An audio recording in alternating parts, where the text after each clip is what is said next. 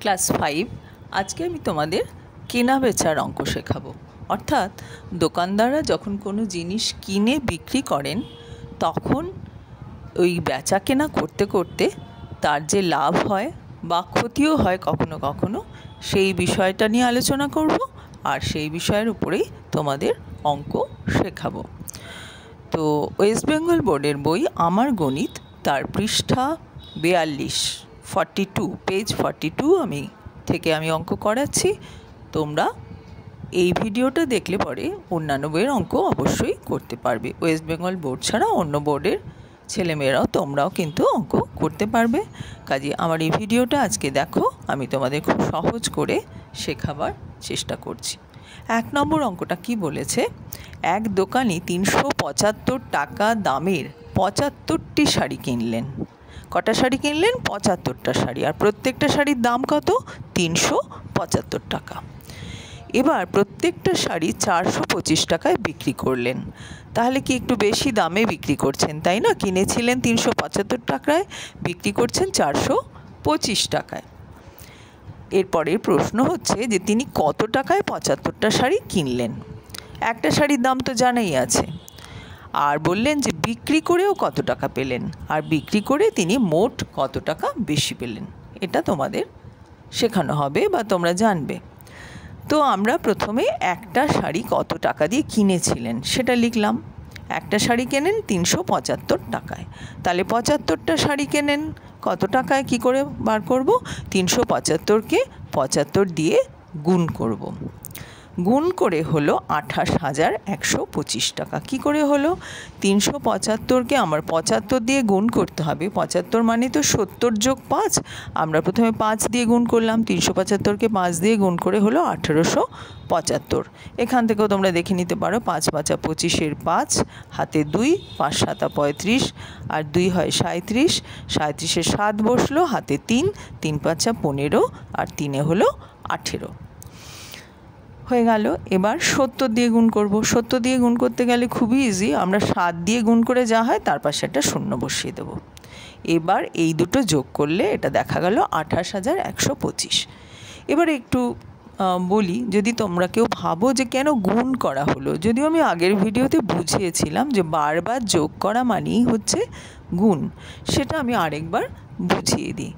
ধরো এখানে একটা শাড়ির দাম যদি 10 টাকা হতো, আমি ছোট সংখ্যা দিয়ে বোঝাচ্ছি, তাহলে তোমাদের মুখে মুখে অঙ্কটা করতে সুবিধে হবে। একটা শাড়ির দাম 10 টাকা হয় না, আমি এমনি বোঝাবার জন্য বলছি। ধরো যদি একটা শাড়ির দাম 10 টাকা হতো, দুটো শাড়ি কিনতে গেলে তোমাকে কত দিয়ে কিনতে হতো? 10 টাকা যোগ 10 টাকা। দুটো শাড়ি তো, একটা শাড়ি 10 টাকা, আরেকটা শাড়ি 10 টাকা। 10 যোগ 10 করলে কত হয়? 20। তাহলে দুবার যোগ করে 20 পেলাম।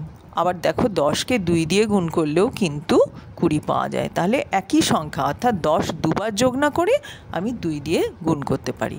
এরকম যদি 3টে শাড়ি কিনতে, তাহলে 10 টাকা যোগ 10 টাকা যোগ 10 টাকা, অর্থাৎ 30 টাকা হতো। 3বার যোগ করছি 10। এবার এই 10টাকেও কিন্তু আমি 3 দিয়ে গুণ করলেও 30 পাই। 3 10কে 30। তাহলে তোমরা এটা শিখলে যে একই সংখ্যা বারবার যোগ না করে যতবার যোগ করতে হয় সেটা দিয়ে গুণ করলেই উত্তরটা পাওয়া যায়। এখানে যেহেতু 75টা শাড়ি কিনেছিলেন, একই দামের 75টা শাড়ি, তাহলে বারবার কি 375 যোগ করব? যে 375 যোগ 375 যোগ 375 এরকম করে 75 বার কি যোগ করব? করব না। তাই জন্য আমরা 75 দিয়ে গুণ করেছিলাম। কি বার করার জন্য? 75টা শাড়ি তিনি কত টাকা দিয়ে কেনেন সেটা বার করার জন্য। তাহলে আমরা এইভাবে পেয়ে গেলাম। এবার একটা শাড়ি বিক্রি করেন 425 টাকায়, তাহলে 75টা শাড়ি বিক্রি করবেন কি করে? 425 গুণ 75, এই দুটো করে হলো আমাদের 31,875 টাকা। তাহলে দেখো কিনেছিলেন 28,125 টাকায়, বিক্রি করলেন কত টাকায়? 31,875 টাকা। তাহলে একটু বেশি দামে উনি বিক্রি করেছেন, বেশি পেয়েছেন বিক্রি করে টাকা। তাহলে কত টাকা পেলেন বেশি? আমাদের এটা প্রশ্নও ছিল যে বিক্রি করে মোট কত টাকা বেশি পেলেন। আমরা কি করব? 31,875 থেকে 28,125টা বিয়োগ করে দেব। করে কি পেলাম? 3,725 50। তাহলে উত্তর হলো, এখানে 3টে প্রশ্ন ছিল যে তিনি কত টাকায় 75টা শাড়ি কিনলেন। তুমি বলবে 75টা শাড়ি কিনলেন 28,125 টাকায়। কত টাকায় বিক্রি করলেন? এত টাকায়। আর কত টাকা বেশি পেলেন? এত টাকা। এই যে বেশি পেলেন বিক্রি করে, এটাকেই বলা হয় লাভ। অর্থাৎ দোকানদার 3,750 টাকা লাভ করলো। ঠিক আছে। আর বিক্রি করে যদি কেউ কম টাকা পেত, তাহলে যত টাকা কম পেত সেটাকে বলা হতো ক্ষতি। তোমরা তাহলে বুঝে গেলে। আচ্ছা, গুণ করার কিন্তু আরেকটা পদ্ধতি, দ্বিতীয় পদ্ধতি এখানে দেওয়া আছে, যেটা আমি আগের ভিডিওতে শিখিয়েছি, বইতেও করে দেওয়া আছে। আমরা একবারে এরকমভাবেও গুণ করতে পারি। আচ্ছা, এর পরের অঙ্কটা 43 পাতায়। একজন ঘড়ি ব্যবসায়ী 526 টাকা দামের 52টা ঘড়ি কিনলেন। আর প্রত্যেকটা ঘড়ি কত টাকায় বিক্রি করলেন? না, 610 টাকায় বিক্রি করলেন। ঠিক আছে। 52টি ঘড়ি তিনি কত টাকায় কিনলেন, এটা প্রশ্ন। তাহলে একটা যদি 526 টাকায় কেনেন, একটা ঘড়ি কিনলেন 526 টাকায়, তাহলে 52টা ঘড়ি কিনবেন কত? 52 দিয়ে গুণ হবে। 526 তো বারবার যোগ করব না, 52টা ঘড়ি যেহেতু 52 দিয়ে গুণ করব। করে দেখো এই দুটো হলো। দ্বিতীয় পদ্ধতিতে একবারে গুণ করে দিলাম। প্রথমে 2 দিয়ে গুণ করলাম, তারপরে 50 দিয়ে করতে হবে বলে আমরা এখানে একটা শূন্য বসালাম, আর 5 দিয়ে এই 3টেকে গুণ করে যা হয় লিখলাম। তারপরে এই দুটো যোগ করলাম। তাহলে আমরা দেখলাম 52টা ঘড়ি কিনলেন 27,352 টাকায়। এবার একটা ঘড়ি উনি বিক্রি করেন 610 টাকায়, তাহলে 52টা ঘড়ি বিক্রি করেন, 52 দিয়ে গুণ করে পেলাম এই টাকাটা, 31,720 টাকা। তাহলে বিক্রি করে মোট কত বেশি পেলেন? 31,720 থেকে এইটা বাদ দিলাম, দিয়ে পেলাম 4,368 টাকা। অর্থাৎ বিক্রি করে তিনি মোট বেশি পেয়েছেন 4,368 টাকা। এটাই উত্তর। ঠিক আছে, বুঝতে পারলে? এর পরের অঙ্কটা আমরা দেখো বইতে বলেছে, দেবব্রত বাবু তার 6 মাসের আয় দিয়ে 7 মাসের খরচ চালান। খেয়াল করো কথাটা, 6 মাসের আয় দিয়ে 7 মাসের খরচ চালান, তার মাসিক খরচ এত টাকা। তাহলে 6 মাসের আয় কত? এখানে একটা ক্লু দেওয়া আছে অঙ্কে। অঙ্ক তো অনেকটা ধাঁধার মতো, ধাঁধাতে যেমন ক্লু দেওয়া থাকে, এখানেও ক্লু দেওয়া আছে। কি ক্লু দেওয়া আছে?